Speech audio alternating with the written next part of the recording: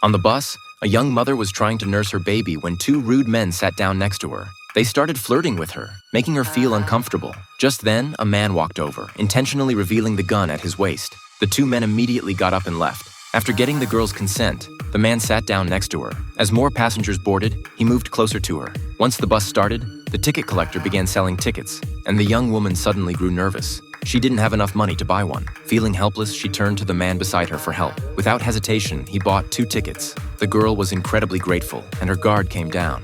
And the man, curious, asked her, "You're traveling with a child and don't even have money for a ticket. Where's the father?" She sighed deeply and began to share her tragic story. She was an orphan, raised alongside her brother. When they were young, they got separated, and for years she had no idea where he was. But a year ago, her brother returned after being missing for a long time, and she immediately recognized him. She moved into his house, where he had been married for over 2 years. Her sister-in-law welcomed her with open arms, treating her like a younger sister. However, there was an awkward situation. The house had terrible soundproofing. Every night, the girl had to listen to her brother and sister-in-law's intimate moments. At first, she was shy and uncomfortable, but couldn't resist the urge to sneak peeks over the wall. Later, when her sister-in-law had to leave for a long-term work assignment abroad, the girl's feelings for her brother began to change. One night, she gathered the courage to pull him into her room, and eventually, they ended up in an intimate relationship, living together as a couple. But their happiness didn't last long. Soon, she realized she was pregnant. To prevent the neighbors from finding out, her brother sent her to the countryside to give birth and stay there to avoid any attention.